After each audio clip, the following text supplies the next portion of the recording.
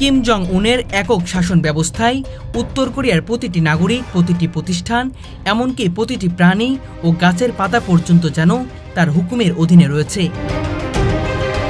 দেশে এমন এক পরিস্থিতি তৈরি হয়েছে যেখানে কেবলমাত্র তার আদেশের বাইরে কোনো কাজ সম্পূর্ণ করা সম্ভব নয়।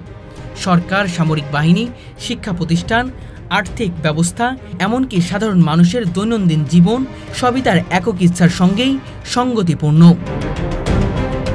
কিম জং উনের নাম যখন উচ্চারণ করা হয় তখন শুধু দেশেই নয়, আন্তর্জাতিক পরিমণ্ডলেও তার একগুচ্ছ ক্ষমতা এবং ভয়ঙ্কর নির্ণয়ের কথা মনে পড়ে।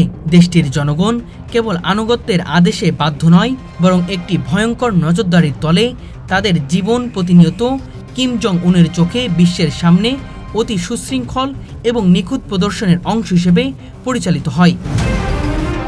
সংবাদ মাধ্যম, তথ্য প্রকাশ, সামাজিক আচরণ, এমনকি পোশাক এবং সাধারণ কথাবার্তাও তার নির্দেশ অনুযায়ী। কেউ যদি শাসকের হুকুমের বাইরে গিয়ে কিছু করার চেষ্টা করে তা দ্রুত শনাক্ত করা হয় এবং কঠোর শাস্তি ভোগ করতে হয়। এমনকি দেশের সীমান্তে ছোট একটি পদক্ষেপও তার অনুমোদন ছাড়া সম্ভব নয়।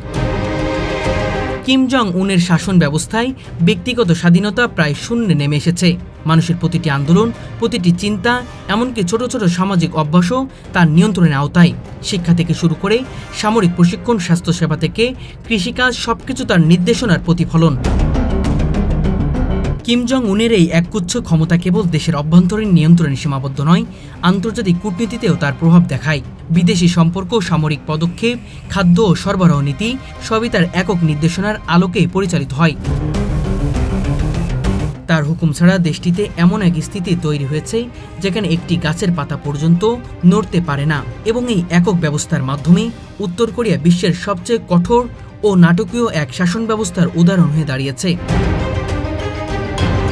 এই কড়া নিয়ন্ত্রণের মাধ্যমে কিম জং উন বিশ্বকে দেখিয়েছে যে তার শক্তি ও প্রভাব এমন এক মঞ্চে তৈরি করেছে যেখানে নেতৃত্ব এবং ক্ষমতার একক আধিপত্যই শাসন ব্যবস্থার মূল নিয়ম। এই সত্যই তাকে ইতিহাসে এক রহস্যময়, ভয়ঙ্কর এবং একক আধিপত্যর প্রতীক হিসেবে প্রতিষ্ঠিত করে ফেলেছে।